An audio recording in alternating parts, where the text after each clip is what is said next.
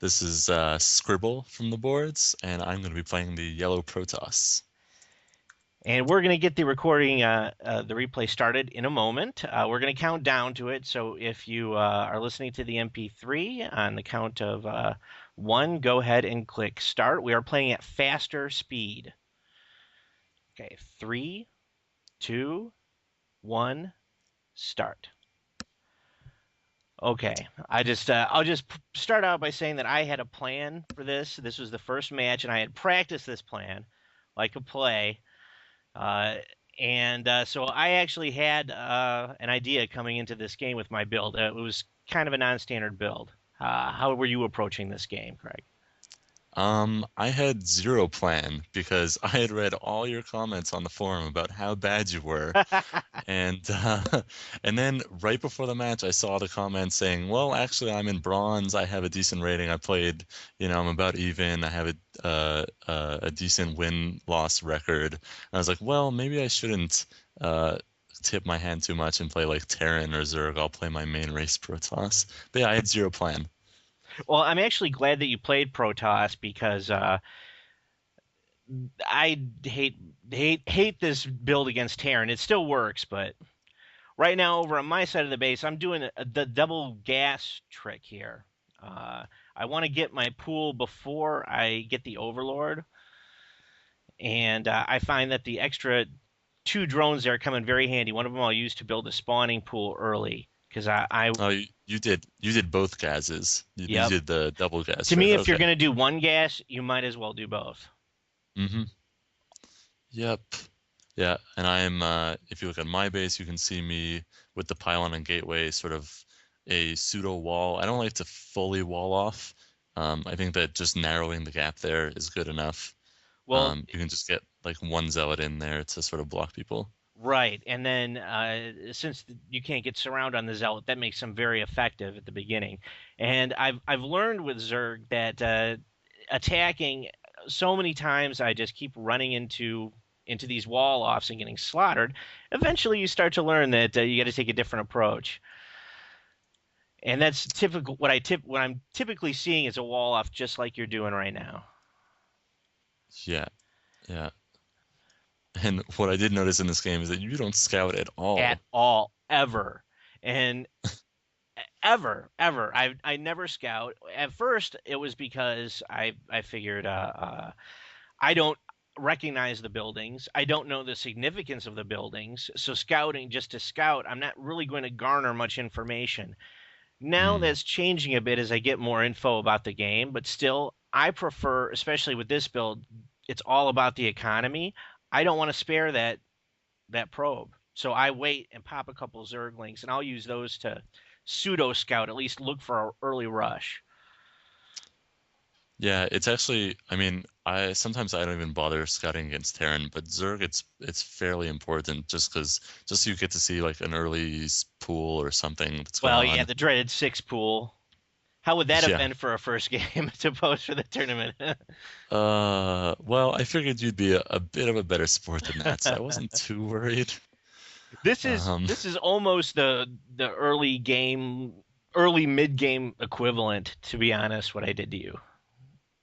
yeah, yeah, yeah, and you can see me getting supply blocked here. So it's a pro. I did pretty good on supplies. I was. It's very important with the spawn larva. For any sort of early game aggression, you've got to get that queen out early. That's really the only reason I get the spawning pool so early. I don't really care about the Hmm. zerglings. I want the queen, and you got to just keep it up as much as possible because this is primarily a one base build. Hmm. Yeah, the thing is, I probably should have realized that you only had a couple Zerglings out, and I mean, I don't rush very often 1v1, but I probably may have had some success with it here, I think.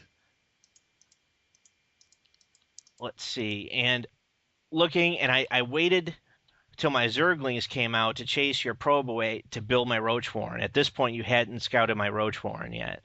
Because I knew No, once you not at see all. that you knew that I'd probably be massing them at that point. So I try to hide that and get that scout out of there before I build a roach warren. That's the thing. They always tell you to never float money, but sometimes I float I float money with a plan in mind. Well, yeah, here it's definitely essential because if I had seen the Roach Warren, I probably would have tampered back, probably not made as many zealots, and just gone straight for immortals really quickly Right. instead of two gates. And if you would have win Immortals, that pretty much that's it. That's the a direct counter to these little guys. I love the roaches though. Yeah, yeah. Now you don't have you don't have any scouting on your back door there. Now I, it's funny, I completely forgot that there was a backdoor on this map. Oh Completely no, really? forgot. So Yeah, I mean, I I'm was not. doing that before, and there are people, and it's very surprised because you can. Well, we'll see later. I have an observer. I've learned right off the bat to send an observer over there. That's really a good thing, an advantage that I don't take enough of. Well, actually, what I do usually is at least get a pylon, if not a cannon, also at the back door, just so you can see if the rocks are being disturbed at all, you know? Right. Because usually, I mean, the observer goes straight to your base, and I actually you'll see my observer here sees your roaches as they go back to to my back door, and I still don't realize where they're going. Oh no, I juke Yeah. sometimes. Now, You see, like, if you see, like, look down at the bit to the right, you see me bringing all my units back to the front door, hmm but no one is at the back. and I think that composition probably would have went down quickly to the roaches in the open. I think they actually coming around and fighting around the Oh, yes. buildings was smarter. Now, when I first started doing this, now I creep along the edge here. I try to ninja right into the mineral line because it works Yeah, very and this, often. yeah, and this is the first, like, about a few seconds ago is when I first saw you, and now I'm getting the warning. Initially, I wasn't sending enough roaches. I was trying to get there too quick, and it would take them too long to destroy the wall. I find that if you have a decent number, 15 or so, the wall goes down really quickly, and then boom, you're right at their mineral line. Hmm. And I guess I make a decent use of force fields here to sort of give that cannon a chance, but um, I sort of chase you away a little bit, but um, don't know if it's going to be enough. Yeah, I was. And here's me going, oh shit, there's a back door. Even the Terrans who are so great at walling off, at that point in the game, you can almost always assume that a Terran is not going to have a wall there, the likes of which that they have at their choke.